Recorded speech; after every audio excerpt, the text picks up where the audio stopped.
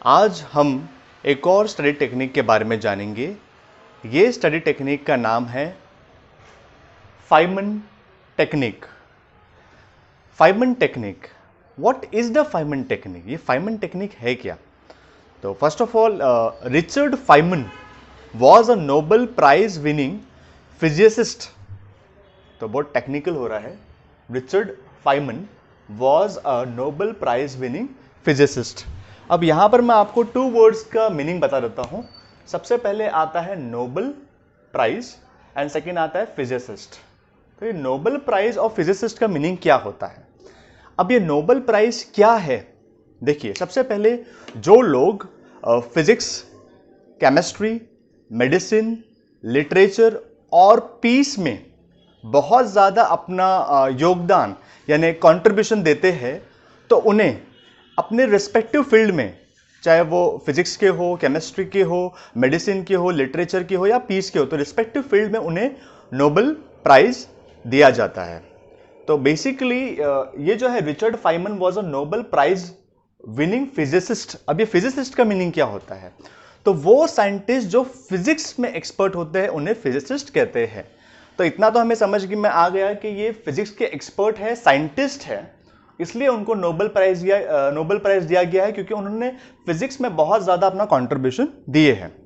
Okay, Richard Feynman को great explainer भी कहा जाता है।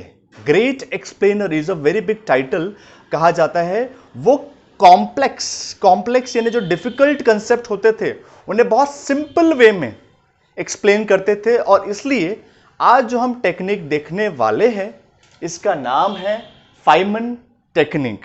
तो ये टेक्निक के थ्रू हम ये पता लगाएंगे कि कैसे हम डिफिकल्ट चीजों को, डिफिकल्ट टॉपिक को, कंसेप्ट को हम इजी वे में समझ सकते हैं। Now let's see how to use the Feynman technique. Feynman technique को यूज कैसे करना है? Step number 1, choose a topic और कंसेप्ट। सबसे पहले तो आपको यह चूज करना है कि कौन से टॉपिक या कंसेप्ट को पढ़ाना है। पढ़ाना है या पढ़ना है? देखो, दो चीज है, पढ़ाना भी है या पढ़ना है। और इसलिए जो भी आपको पता है वो टॉपिक के बारे में, उसे सिंपल लैंग्वेज में लिखे और समझे। मतलब स्टेप 1 में हम लोग प्रिपरेशन कर रहे हैं टॉपिक के बारे में। Now let's see step number 2, teach it to yourself और समवन एल्स। यहां पर आपको और समझकर पढ़ना है या पढ़ाना है। जैसे आप कोई 5th या 6th क्लास के स्टूडेंट को पढ़ा रहे हो स्टेप बाय स्टेप, वैसे ही बहुत सिंपल स्टडीज में, बहुत सिंपल लैंग्वेज में और बहुत सिंपल वर्ड्स में आपको एक्सप्लेन करना है। तो आपके पास दो चीज़ें हैं, या तो आप खुद को पढ़ाइए या किसी और को पढ़ाइए। लेकिन पढ़ाते वक्त आपको यह ध्यान में रखना है कि आप कोई छोटे बच्चे को, कोई 5th 6th क्लास के स्टूडेंट को पढ़ा रहे हैं। इसका बेस्ट एग्जाम्पल हमारे आसपास ही है। जैसे हमें वो टीचर बहुत अच्छी लगती है जो अच्छे से सिंपल वे में पढ़ाती है, right? Okay, now let's see step number 3। Step number 3 अगर देखें तो इसका है रिव्यू या एक्सप्लेनेशन। रिव्यू यानी दोबारा अपने एक्सप्लेनेशन को देखें। या मैं आपको एक और कुछ चीजें ऐड करना चाहूंगा रिव्यू या एक्सप्लेनेशन के साथ साथ। इफ यू गेट स्टक, पढ़ाते वक्त अगर आप कहीं अटक जाते हो, स्टक हो जाते हैं, return to the source material and identify, fill the knowledge gap. मतलब जो भी चीज आपने स्टेप नंबर 2 में पढ़ाया और आपको लग रहा है कि कहीं मैं प्रॉपरली नहीं पढ़ा पा रहा हूं, नहीं पढ़ा पा रही हूं, तो वो स्टक वाले जो पॉइंट्स है उसको नोट डाउन कर ले और वो जो लर्निंग गैप्स है उसको प्रॉपरली फिल कीजिए। हमने यहां पर क्या किया, हमने अपने एक्सप्लेनेशन को समझा। So for example, if you get stuck, अगर आप स्टक हो जाते हैं या पढ़ते वक्त या पढ़ाते वक्त कुछ कंसेप्ट ऐसा था जो आपको समझ में या खुद को समझाने में इजी नहीं हो पा रहा है, तो वहां पर वो टॉपिक को नोट डाउन करके वापस से फिलअप कीजिए, दोबारा रिपीट कर लीजिए। And identify and fill knowledge gaps. आपको लग रहा है कि कहीं आपके एक्सप्लेनेशन में वो सीक्वेंस नहीं है, जैसे बाद वाला जो टॉपिक था वो आपने पहले बोल दिया, पहले वाला बाद में बोल दिया, कुछ टॉपिक मिस आउट कर दिया, तो आपको लर्निंग जो गैप्स है उसको फिल करना हो। तो this is how you can review your explanation, this is how you can review your explanation and fill the learning gaps. और अगर आप कहीं स्टक हो जाते हैं तो उसे वापस से दोबारा रिपीट करना है। Okay, now see step number 4। Step number 4 आता है simplify and refine. This is the final step. ये फाइनल स्टेप होता है हमारा। यहां पर हम ये देख रहे हैं कि स्टेप नंबर 2 में जो हमने या तो अपने आप को पढ़ाया, टीच इट टू योरसेल्फ और समवन एल्स, इससे और सिंप्लीफाई वे में आपको करना पड़ेगा।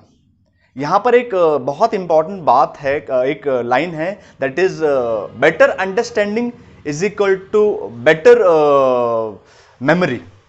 तो आप जितने बेटर वे में अपने आप को अंडरस्टैंड कर पाओगे या दूसरों को अंडरस्टैंड करवा पाओगे, तो उतनी ही उससे अच्छी और उसके ही लेवल पे आपकी मेमोरी भी उतनी अच्छी होती जाएगी।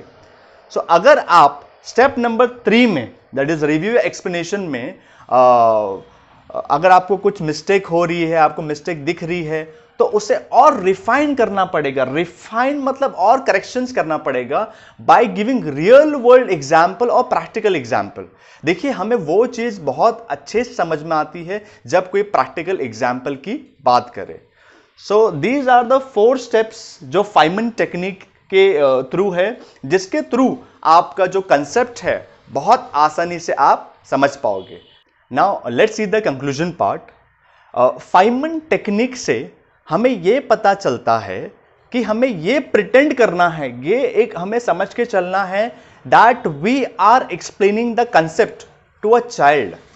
एक बच्चे को आप एक्सप्लेन कर रहे हो, इस तरह से आपको एक्सप्लेन करना है, ट्रांसफॉर्म करना है। ट्रांसफॉर्म कैसे करेंगे? जो आपकी टेक्सटुअल या लैंग्वेज जो बुक्स में लिखी है, जो कॉम्प्लेक्स लैंग्वेज है, उसको सिंप्लीफाई करना होगा।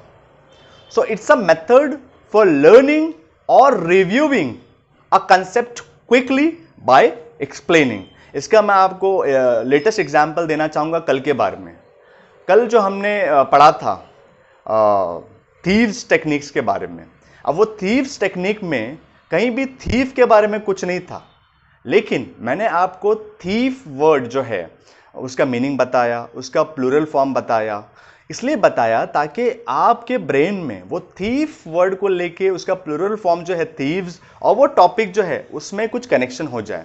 क्योंकि जो हमारा ब्रेन होता है वो रिलेटेड कंसेप्ट को जोड़ता है, और वो रिलेटेड कंसेप्ट अगर आपस में मिल जाते हैं तो वो कंसेप्ट हमें लॉन्ग टर्म में याद रहता है, हम कभी भूलते नहीं हैं। So this is example. तो आपको क्या करना है, पढ़ते वक्त या पढ़ाते वक्त आपको रियल वर्ल्ड प्रैक्टिकल एग्जाम्पल लेना है, और जितना हो सके एक टॉपिक को दूसरे टॉपिक से अगर कुछ कनेक्शंस है, इंटर रिलेटेड है, तो उसे मिक्स करना है। Okay, now it's time for question. आज का क्वेश्चन ये है कि Richard Feynman is also known as dash, यानी रिचर्ड फाइमन को और क्या कहा जाता है। तो क्या कहा जाता है बहुत छोटा वर्ड है, 2 वर्ड्स है वो। तो आपको वो वर्ड जो है कमेंट सेक्शन में लिखना है।